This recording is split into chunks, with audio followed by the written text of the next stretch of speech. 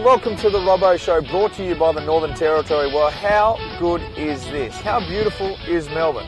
I'm on the Yarra, the sun is shining, and I'm going to the MCG. What else would you want? Why am I doing this? You can catch a water taxi from WCW Hotel, which is a proud sponsor of the Melbourne Football Club, on any given game day, and catch it all the way to the MCG, watch a game of football. The taxi will be waiting for you when the game ends. You get back on the taxi, you go back past the casino to WTC Wharf Hotel, have a meal, go home. How good does that sound? I've got to tell you, this is one of the most beautiful taxi rides I have ever had in my life. You should do it. Now, Meg Viney. Meg Viney is a famous lady around the Melbourne Football Club. She's almost the first lady of the Melbourne Football Club because she has looked after Todd Viney for a lot of years, and that is no mean feat. But now at the moment, she's looking after more than just him. She's looking after a lot of footballers. She's got a lot of mouths to feed at the moment, and it's Mother's Day this weekend. We thought we'd catch up with her and chat to her about her duties as a mother to many.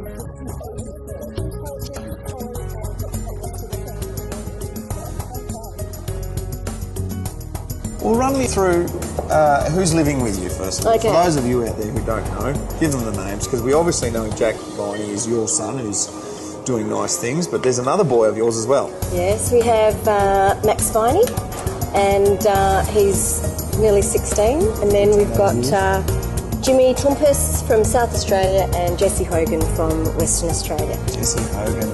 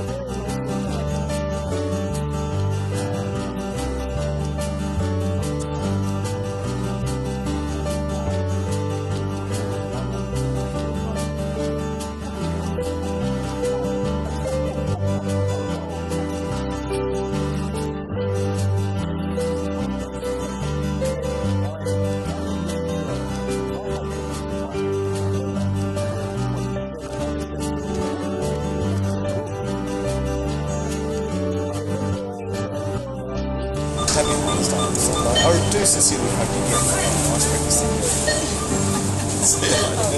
Oh, thank you. On your top.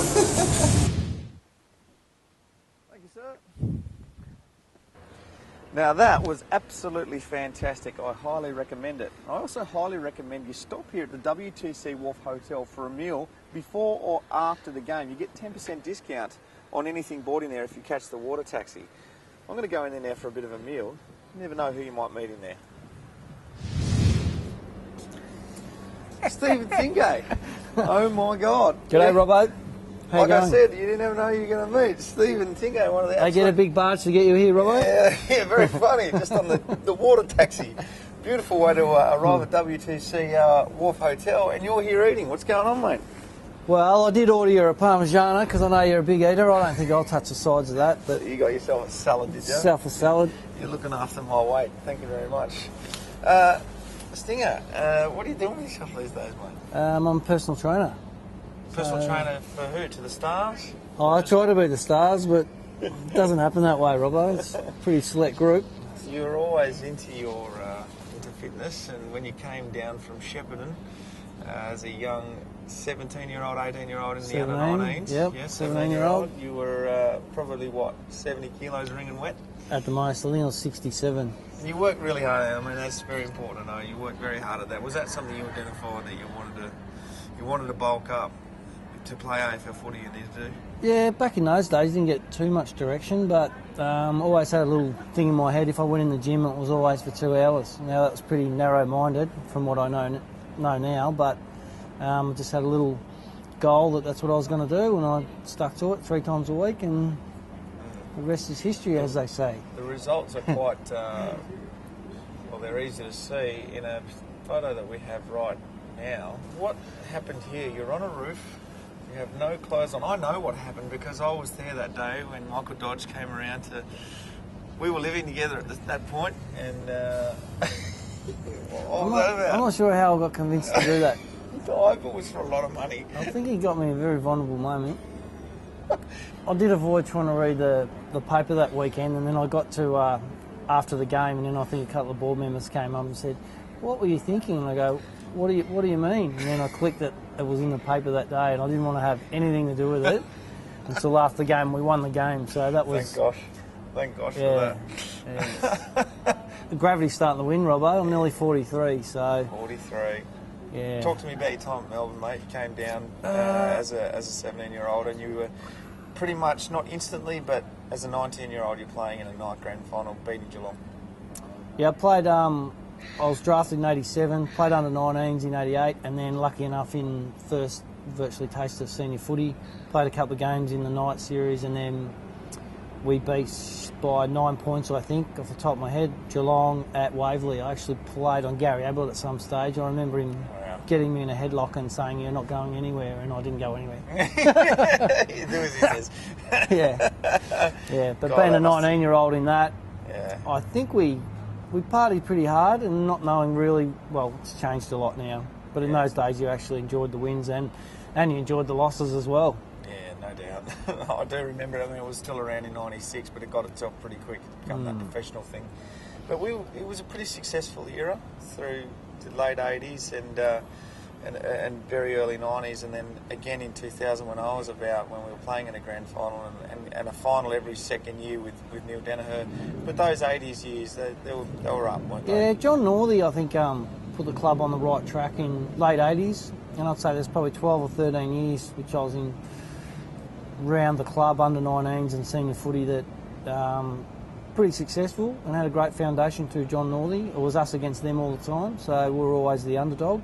And then Neil Barnes stepped in, who was a great coach to play for. And then again, the professionalism stepped up, where we were pretty much part-time professional and then full-time professional, where went to Neil Danaher, and he taught a lot about game plans and how to play footy.